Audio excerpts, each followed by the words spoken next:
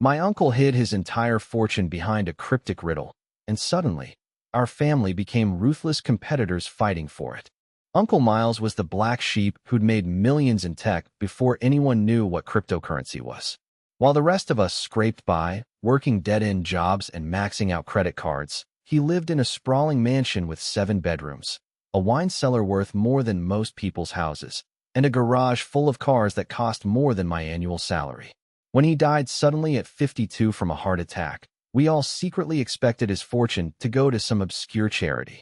His final middle finger to the family who treated him like a pariah for decades.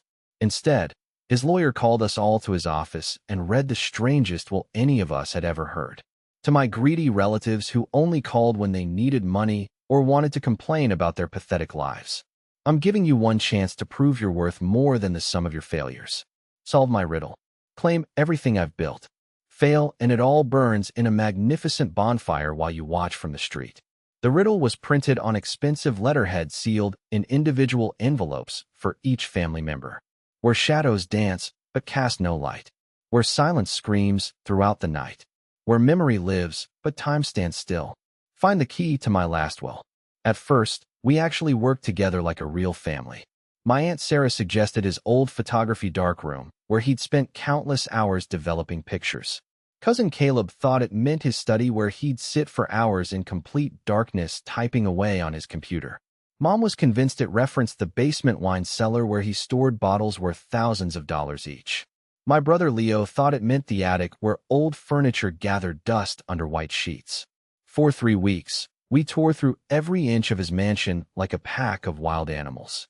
We moved furniture that hadn't been touched in years, checked behind expensive paintings for hidden safes, pulled up Persian rugs, and pried at floorboards until our fingers bled. We searched crawl spaces, examined every book in his library for hollow compartments, and even had his pool drained to check for underwater hiding spots. Nothing. Not a single clue.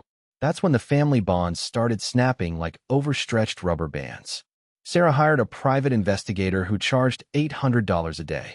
Caleb bribed the longtime housekeeper with a $1,000 tip for information about Miles's daily habits and secret hiding places. Mom started showing up at the mansion at 5 in the morning to search rooms before anyone else arrived, claiming she needed the quiet to think clearly. Leo installed hidden cameras throughout the house to spy on the rest of us, monitoring our movements like we were common criminals. The real ugliness began when Sarah found something she wasn't supposed to find. She was searching Miles's master bedroom for the 100th time when she discovered a loose floorboard hidden under his massive antique bed. Beneath it was a metal lockbox containing old photographs and what appeared to be a second riddle written in Miles's distinctive handwriting.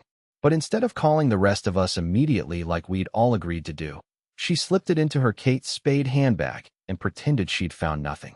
Unfortunately for Sarah, Leo's surveillance cameras caught everything in perfect high-definition detail.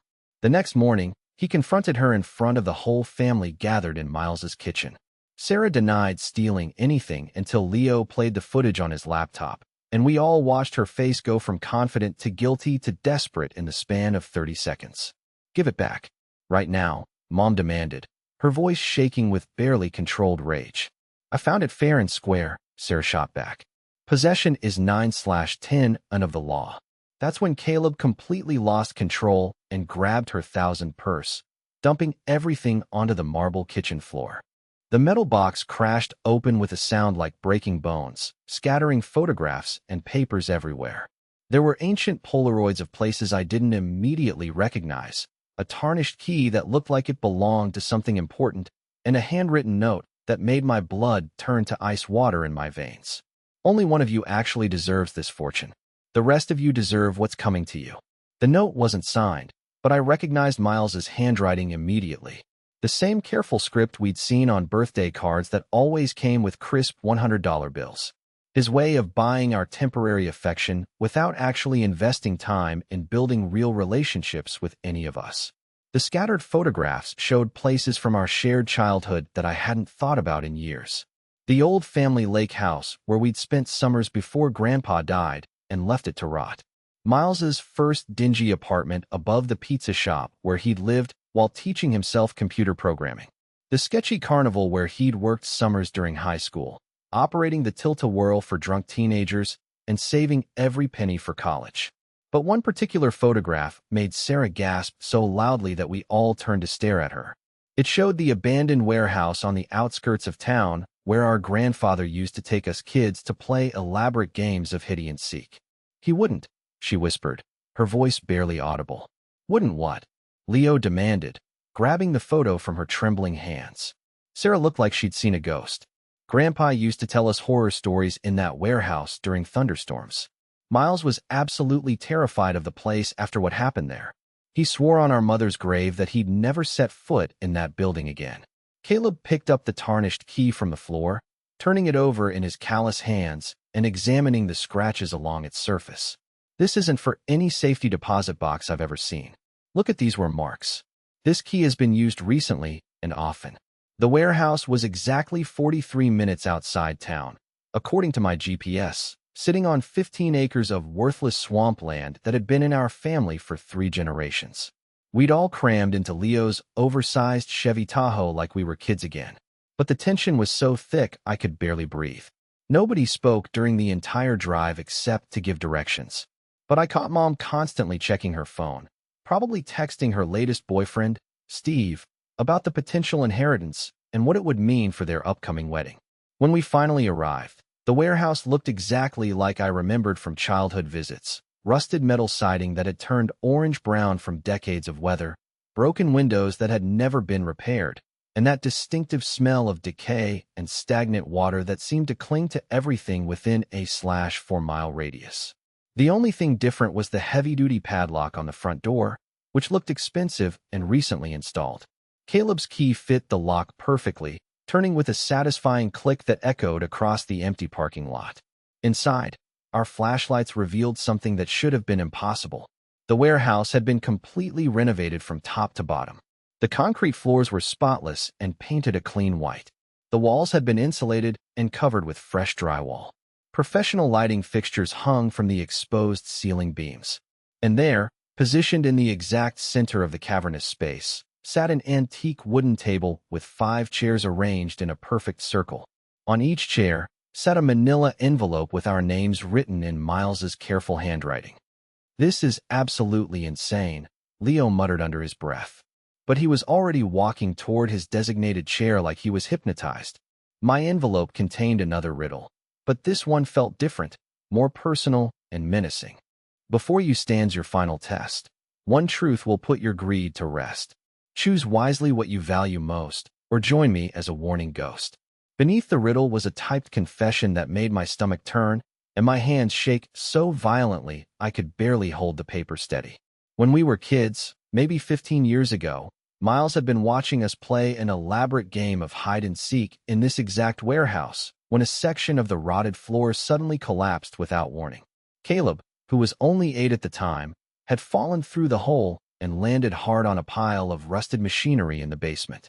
His leg was broken so badly that jagged bone pierced through the skin, and blood was pooling around him at an alarming rate. The rest of us kids had panicked and run screaming for the adults. But Miles, who was 13 and already bigger than most teenagers, had stayed behind and climbed down into that dark basement. He'd used his favorite shirt to create a tourniquet, applying pressure to the wound and talking calmly to Caleb to keep him conscious until the paramedics arrived 20 minutes later. According to the emergency room doctor, Caleb would have bled to death without immediate intervention. But that's not the story our family had been telling for the past 15 years. Sarah, who was 14 at the time and already showing signs of the jealousy and manipulation that would define her adult personality, had convinced our parents and everyone else that Miles had actually caused the accident. She claimed he'd been daring Caleb to jump across the weak section of floor, egging him on and calling him a coward when he hesitated. She'd been furious that summer because Miles always got the most attention from the adults. He was smart, funny, and charming in a way that made everyone gravitate toward him at family gatherings. Sarah had always been average at everything. Average grades, average looks, average personality, and she couldn't stand being overshadowed by her younger cousin. So, she lied, crafting a detailed story about Miles's reckless behavior and coaching the younger kids on what to say when the adults asked questions. Our parents believed her because Miles already had a reputation as the family troublemaker. Not because he was actually bad, but because he questioned authority and refused to pretend everything was perfect when it clearly wasn't. He'd spent the next 15 years being treated like a dangerous criminal for saving Caleb's life. I looked around the table at my family members, watching their faces as they read their own versions of the truth. Caleb was staring at his envelope with growing horror, his mouth hanging open as memories from that day began surfacing. Mom had gone completely pale and was gripping her chair so tightly her knuckles had turned white. Leo looked confused and overwhelmed. He'd been too young to remember the incident clearly, but old enough to absorb the family narrative about Miles being dangerous. Sarah was crying silently, mascara streaming down her cheeks in black rivers. "I was just a kid," she sobbed, her voice breaking. "I didn't understand what it would mean. I didn't know it would follow him for the rest of his life." "You destroyed his relationship with our parents," Caleb said quietly, his voice filled with a pain I'd never heard before. He tried to tell them the truth, begged them to listen, but they'd already decided he was lying. They chose to believe you instead of investigating what actually happened. That's when I noticed the cameras. For professional-grade security cameras positioned in each corner of the warehouse, their small red recording lights blinking steadily in the shadows. We were being filmed and had been since the moment we walked through the door. A voice suddenly echoed from hidden speakers mounted throughout the building. Miles's voice, but the recording was obviously recent, probably made just days before his death. "If you're hearing this message, you've successfully solved my riddle and learned the truth about what really happened in this warehouse 15 years ago. Congratulations on finally deciding to face reality. You've also just confessed your crimes on camera in front of multiple witnesses." Sarah looked up at the nearest camera with tear-filled eyes, her carefully applied makeup now completely ruined. "Miles, please. I'm sorry. I was young and stupid and jealous, but I never meant." "Sarah," the recording continued, and I could hear the cold fury in my uncle's voice, even through the speakers. "You stole 15 years of family relationships from me with your lie. You cost me my parents' trust, my siblings' love, and any chance of having a normal relationship with the people who should have mattered most. That betrayal is worth exactly $15 million. Multiple screens mounted on the walls suddenly lit up, displaying legal documents in Miles's distinctive filing system. Sarah's name appeared as the sole beneficiary of his primary estate, but there were conditions listed in small print that made her face go even wider. "The money comes with strings attached. Dear cousin, you have exactly 1 year to publicly confess your lie to every person you told it to, starting with our parents' graves. You'll establish a foundation for falsely accused children, and you'll spend the rest of your life trying to undo the damage you caused. Fail to meet any of these conditions, and the money goes to charity while your confession video gets uploaded to every social media platform on Earth." Leo jumped up so violently that his chair toppled backward and crashed to the floor. "This is complete," Sarah lied. "Not the rest of us. Why should we be punished for something she did? But you never questioned it, did you?" The recording replied, as if Miles had anticipated this exact reaction and prepared a response. 17 years have passed, and none of you ever bothered to ask Caleb what he actually remembered from that day. You just accepted that your brother was a monster because it was easier than admitting you might have been wrong. Caleb's envelope contained different documents entirely. A trust fund worth $2 million, but also a letter that made him break down, sobbing. "Caleb," Miles's voice became softer, filled with the warmth I remembered from our childhood. "I'm sorry I never had the courage to tell you the truth while I was alive. You deserve to know that someone fought for you that day. You deserve to know that you were worth saving and that I never regretted staying behind to help you. I hope this money can buy you some of the therapy our family should have provided years ago." Mom's envelope was nearly empty except for a single devastating sentence written on expensive letterhead. "A mother who doesn't defend all her children equally doesn't deserve wealth or forgiveness." Leo's envelope contained a check for $50,000 and a note that was somehow both generous and brutal. "You were 5 years old when this happened, so you're not responsible for the lie. But you're 22 now, old enough to think for yourself instead of blindly accepting family mythology. This money is for college. Learn to question everything, especially stories that make one person a hero and another person a villain." My envelope held the biggest shock of all. "My dear niece," Miles's voice continued from the speakers. You never believed Sarah's lie, did you? Not completely. He was absolutely right, and the accuracy of his observation made my skin crawl. I'd been 7 years old that day, but old enough to remember Miles's bloody shirt and how gentle he'd been with Caleb while we waited for the ambulance. I'd also been old enough to notice the inconsistencies in Sarah's story when she told it to the adults later. I watched you struggle with that secret for years during family gatherings. I saw how it ate at you, especially during holiday dinners when someone would inevitably bring up the warehouse incident and paint me as the villain. You tried to tell your mother the truth once when you were 12, but she shushed you and told you not to contradict Sarah. My envelope contained legal documents, making me the executive of a separate trust fund. $3 million designated specifically for truth-tellers who find their courage too late, but still choose to do the right thing. The cameras recording this conversation will automatically upload the footage to every family member's social media accounts in exactly 1 hour. Miles's voice announced with mechanical precision. The video will be tagged with everyone's real names and employers. Unless someone takes full responsibility for what really happened that day, your confessions will become public knowledge. Sarah looked around the table desperately, her eyes wild with panic. I'll tell everyone the truth. I'll post on Instagram. I'll call everyone we know. I'll fix this somehow. 17 years too late, Caleb said quietly. But there was something like forgiveness in his voice. That's when Mom surprised us all by doing something I'd never seen her do in my entire life. She took responsibility for her own failures. No, she said, standing up slowly and walking to the center of the room. I need to take responsibility, too. She positioned herself directly in front of the largest camera and looked straight into the lens with more dignity than I'd ever seen her possess. My name is Eleanor Hayes, and I failed my son in the worst possible way. When Sarah told us that Miles caused Caleb's accident, I should have investigated further. I should have asked more questions. I should have listened to Miles's side of the story with an open mind instead of immediately assuming he was lying. Her voice broke, but she continued. Instead, I chose the easy story. I chose to believe that one of my sons was a hero who tried to help, and the other was a dangerous troublemaker who couldn't be trusted. I chose convenience over truth, and Miles paid the price for my failure as a mother for the rest of his short life. The recording stopped abruptly. The cameras shut off with audible clicks. For several long minutes, the warehouse was completely silent, except for the sound of Sarah's muffled sobbing and the distant hum of traffic on the highway. Then Leo started laughing. Not the sound of humor, but the kind of bitter, hollow laughter that comes when someone realizes their entire life has been built on lies and false assumptions. So what happens now? He asked, his voice cracking. Do we all just pretend this never happened and go back to our miserable lives? No, Caleb said firmly, standing up with more strength than I'd seen from him in years. Now, we do what Miles actually wanted us to do. We tell the truth, even when it's uncomfortable. We stop protecting people who don't deserve protection. We start being the family he deserved to have.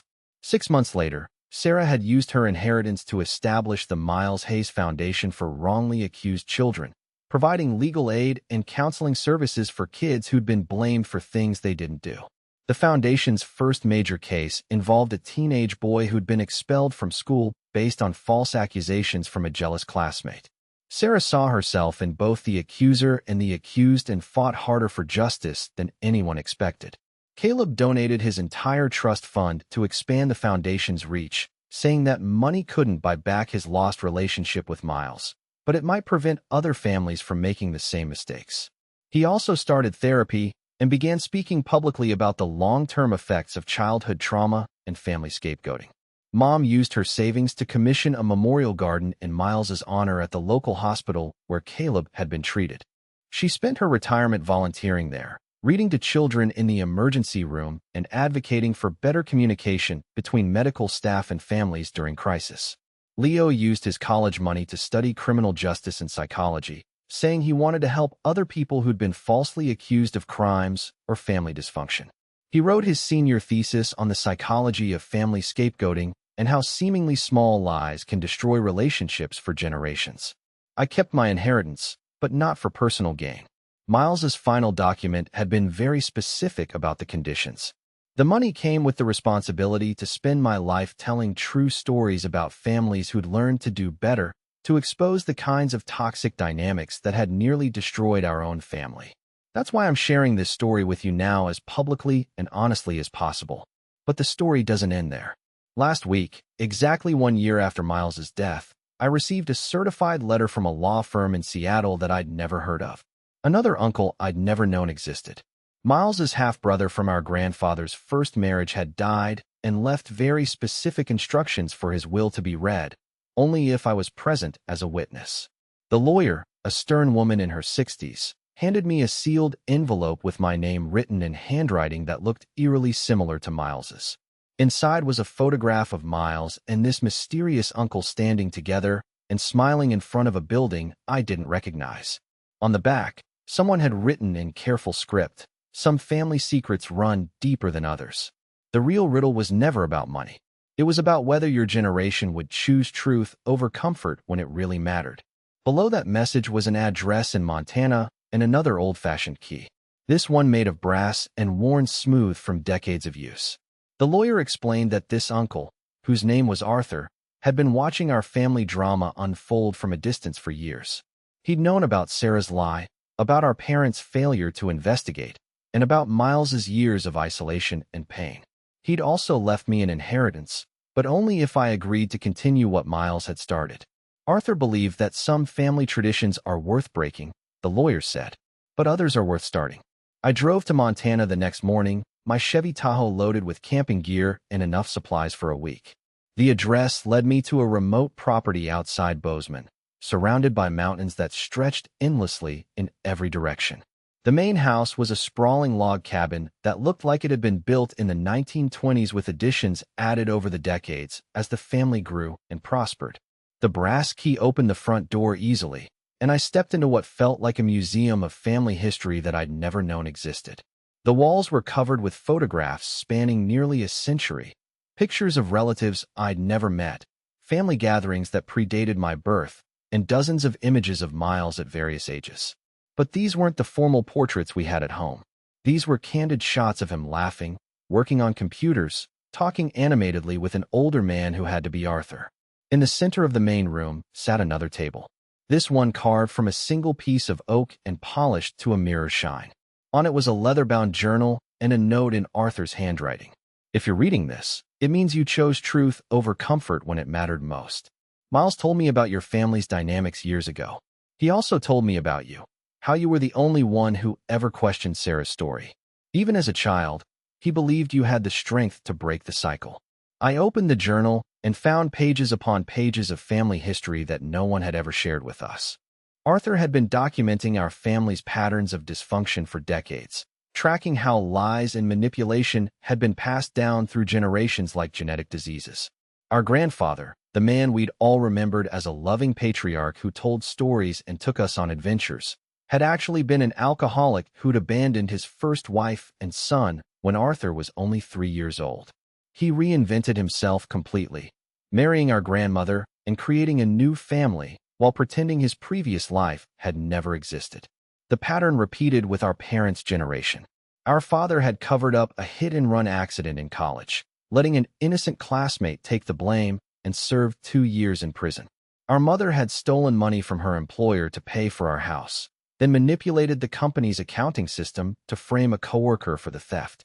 Miles had discovered these secrets during his teenage years while helping our father with computer problems. He'd found hidden files containing evidence of both crimes along with documentation showing how our parents had systematically destroyed the lives of innocent people to protect themselves. That's when everything about our family dynamics started making sense to me. Miles hadn't been the family troublemaker because he was inherently bad. He'd been asking uncomfortable questions because he'd learned that our entire family foundation was built on lies and betrayal. Our parents had treated him like a threat because he represented the possibility that their carefully constructed facades might crumble. When Sarah lied about the warehouse incident, it gave them the perfect excuse to discredit him completely. They could dismiss anything he said about their past crimes as the ramblings of a dangerous child who couldn't be trusted. Arthur's journal contained copies of legal documents proving every allegation. Police reports, court transcripts, medical records, employment files, all meticulously organized and verified. He'd spent decades building an airtight case against our parents and grandparents, waiting for the right moment to expose the truth, but he'd never acted on the information. I was a coward, his final entry read. I had the power to clear innocent people's names and bring justice to the victims of my family's crimes. Instead, I chose silence because confronting the truth would have meant losing the only family I had left, even if that family was built on foundations of lies. At the bottom of the journal was a phone number and an instruction. Call this number if you're ready to finish what I should have started. I dialed the number with trembling hands. A woman answered on the first ring. Ms. Hayes, I've been expecting your call.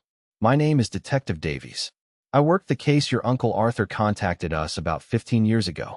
She explained that Arthur had approached the police with his evidence shortly after Miles's warehouse incident, hoping to provide context for the family dynamics that had led to Sarah's lie.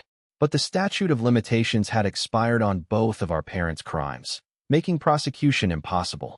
However, Detective Davies continued, the victims are still alive. The man who served time for your father's hit-and-run accident is now 63 and living in Oregon. The woman who was fired and prosecuted for your mother's embezzlement is 58 and struggling to make ends meet in a nursing home she can't afford. She gave me their contact information and Arthur's final request. Use Miles's foundation and my inheritance to provide restitution to the people our family had wronged. The conversations were the hardest I'd ever had in my life. David Miller, the man who'd served 2 years for our father's hit and run, cried when I called to explain what had really happened. He'd lost his scholarship, his fiancée, and his entire future because of a crime he didn't commit. He'd spent 40 years carrying the shame of something our father had done. I always wondered why your father was so kind to me after the trial, he said. He visited me in prison twice, brought me books, told me he was praying for my rehabilitation. I thought he was just a good Christian man trying to help a criminal find redemption. Our father had been visiting his victim to manage his own guilt, not out of genuine compassion. Susan Kim, the woman our mother had framed for embezzlement, had lost her career in accounting and never worked in finance again. She'd spent her savings on legal fees trying to prove her innocence, then worked minimum wage jobs for the rest of her life because no one would hire her with a criminal record. Your mother sent me a Christmas card every year for 20 years, Susan told me. She'd write little notes about how she was praying for my family and hoping I was finding peace. I kept them because I thought they meant someone still believed I was a good person. Our mother had been sending Christmas cards to the woman whose life she'd destroyed. Using Arthur's documentation and the Foundation's legal team, we were able to provide full restitution to both victims. David received enough money to buy a house and secure his retirement. Susan's criminal record was expuned, and she received compensation that covered her lost wages and pension contributions over 4 decades. But the most difficult part was yet to come.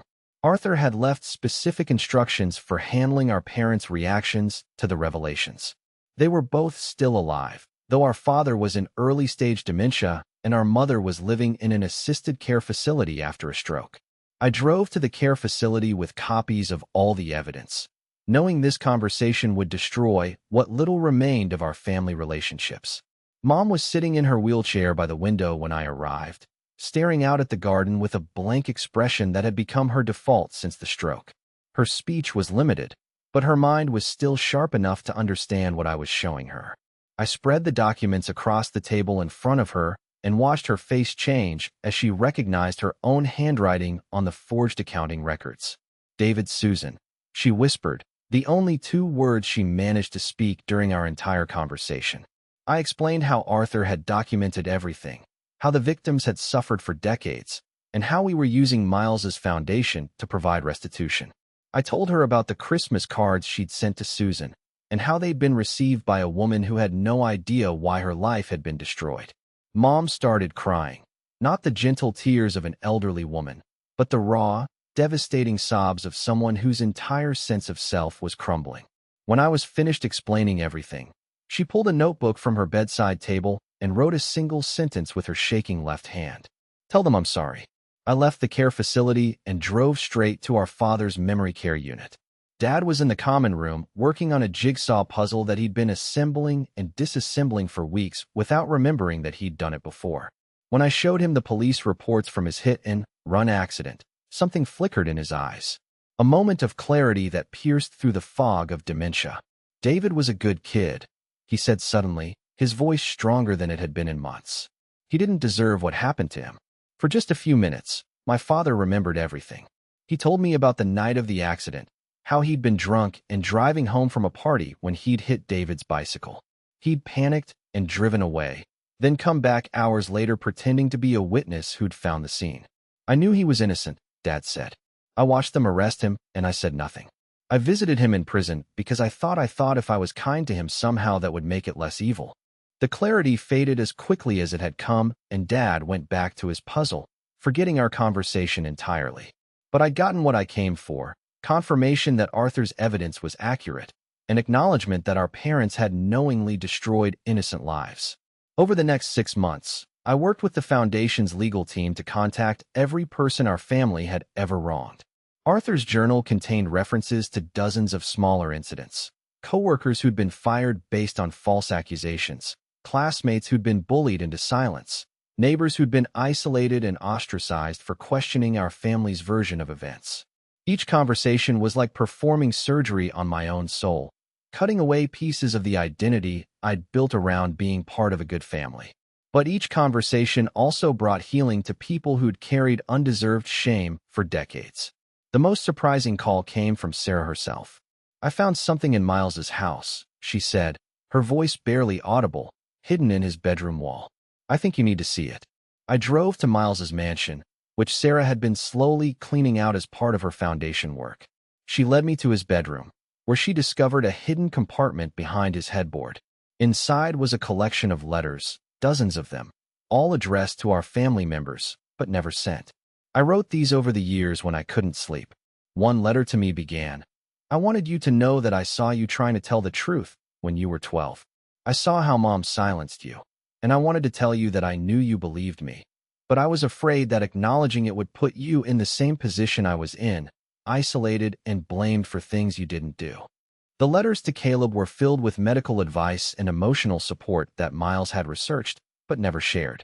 I've been following your physical therapy progress through Mom's Instagram posts, one read. I found some experimental treatments that might help with your chronic pain, but I didn't know how to contact you without causing more family drama. The most devastating letters were the ones addressed to our parents. I forgive you for choosing to believe Sarah's lie, he'd written to Mom. I understand that admitting you were wrong would have meant confronting your own capacity for poor judgment, but I need you to know that your choice to believe I was dangerous meant I grew up thinking I actually was dangerous. I spent 15 years afraid of my own capacity for violence because the people who should have known me best told me I was capable of hurting children. To Dad, I know about the hit and run accident and Mom's embezzlement. Uncle Arthur told me everything when I turned 18. I've spent my entire adult life wondering if I inherited your capacity for destroying innocent lives or if I could choose to be different. I chose to be different, but that choice cost me my family. The final letter, dated just a week before his death, was addressed to all of us. I'm dying of a heart condition that probably could have been treated if I'd had a family support system encouraging me to seek medical care earlier. But I was so used to being seen as the family problem that I ignored my symptoms until it was too late. I don't blame you for my death, but I want you to understand that isolation kills people just as surely as any disease. I've set up the riddle and the warehouse revelation not to punish you, but to give you a chance to choose truth over comfort. If you're reading this letter, it means you made the right choice. It means the next generation of our family might actually have a chance to be healthy. The foundation isn't about my legacy. It's about giving other falsely accused children the support system I never had. It's about breaking the cycle of lies and manipulation that has defined our family for 4 generations. Arthur has more information about our family history. He's been too afraid to share it while he's alive, but he's left everything to you, my dear niece, because he believes you have the strength to handle the truth. Some stories are meant to end. Others are meant to transform into something better. I love you all, even though I couldn't figure out how to maintain relationships with you while also maintaining my integrity. Choose better for your children. Sarah and I cried together in Miles's empty bedroom, mourning not just his death, but the relationship we could have had if our family had chosen truth over convenience decades ago. 2 weeks later, Arthur's lawyer contacted me with information about a final request. Arthur had purchased property in Montana specifically to establish a retreat center for families dealing with false accusations, scapegoating, and generational trauma. The buildings were already constructed. They just needed staff and programming. He wanted it to be called the Miles Hayes Center for Family Truth. The lawyer explained. He hoped you'd consider running it. I moved to Montana 6 months ago. The center officially opened in January, offering week-long programs for families ready to confront their own patterns of dysfunction and deception. We provide therapy, mediation services, and legal advocacy for people trying to clear their names or repair relationships damaged by false accusations. Sarah visits every few months, bringing updates on the Foundation's work and progress reports on the families we've helped. Caleb completed his psychology degree and joined our staff as a trauma counselor. Leo transferred to the University of Montana and helps with our legal advocacy program. Mom died peacefully in her sleep last winter. Her last words to the nursing staff were, "Tell David and Susan, I'm sorry." We held a small memorial service and donated her remaining savings to the foundation. Dad's dementia has progressed to the point where he no longer recognizes any of us. But the memory care facility staff says he frequently talks about a boy named David and asks if anyone knows whether he's okay. The most recent development came just last month when Detective Davies called with news that shocked me. "We've had a breakthrough in the Susan Kim case," she said. "Your mother's former employer has agreed to issue a public apology and provide additional compensation. Apparently, your foundation's work has inspired other companies to review their old files for cases where employees might have been wrongly terminated." She paused. "There's more. We've identified 17 other cases from the same time period where the real perpetrator was protected while innocent employees were blamed. Your family's pattern of framing others wasn't unique. It was part of a broader culture of corruption at that company." Susan Kim, now 71, has become a volunteer advocate for our center. She helps other elderly people who are trying to clear their names after decades of carrying undeserved shame. David Miller, now 65, used his restitution money to establish a scholarship fund for formerly incarcerated people trying to rebuild their lives. He calls it the Second Chance Foundation, and he visits our center annually to speak with families about the long-term effects of false accusations. "The hardest part wasn't the prison time," he tells our guests. "It was the 40 years afterward. Always wondering if people could see the criminal record when they looked at me.